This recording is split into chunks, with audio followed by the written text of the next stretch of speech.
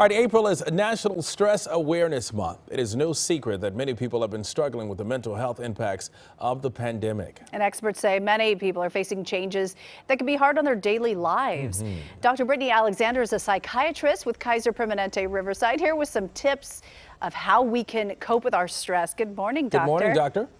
Good morning. Thank you for having me on today. Of course. Now, what are some of the challenges people are facing right now that they're dealing with and having challenges with?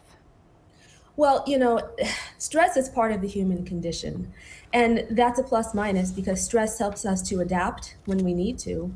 But then too much stress for too much time can lead to some problems. And here now in the last 2 years or so, we've had an extreme amount of stressors.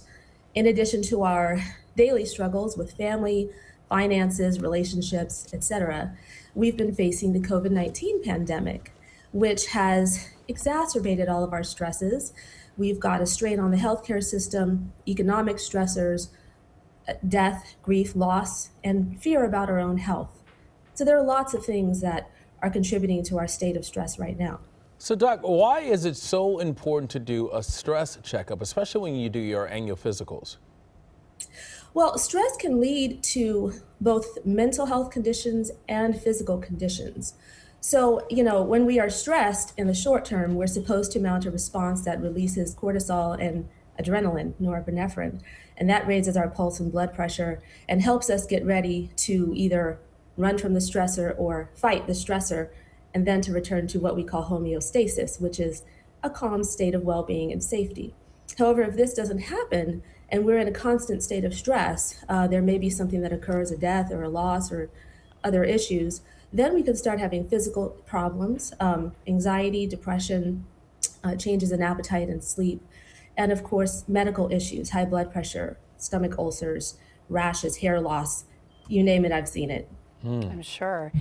Because mental health is tied to physical health. How can we help it if we are dealing with those kind of stressors? Especially anxiety.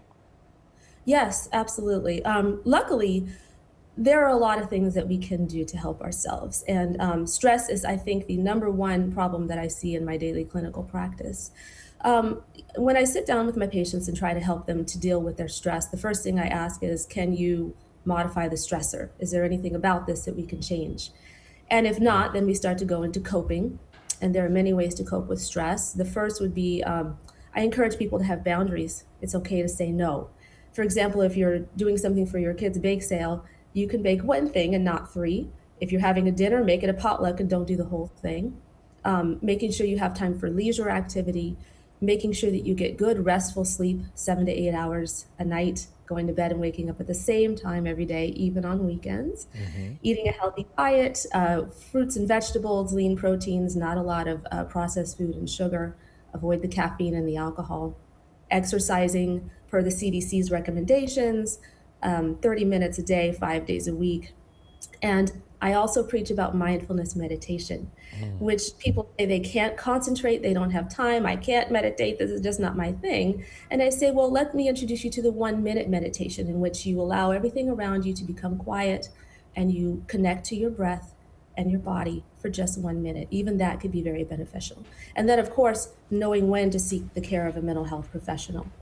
Yeah, my doctor is always saying, meditate, meditate. It is so hard for me to be is. still and be quiet for, 5 minutes. That is the best advice there. What about kids and stress? How can parents help them manage anxiety? Yes, I empathize with all the parents out there. I have two wonderful, wonderful, sweet little boys. One of them is 8 and one of them is 1. And me getting my 8-year-old through the pandemic has been a challenge because I want him to be whole and healthy and safe. And so we think about so many things, we worry about so many things as parents. Children experience stress at the same rate as adults statistically. About 1 in 5 are going to be experiencing some sort of stress or depression-related disorder at any given time. And the symptoms can be very similar.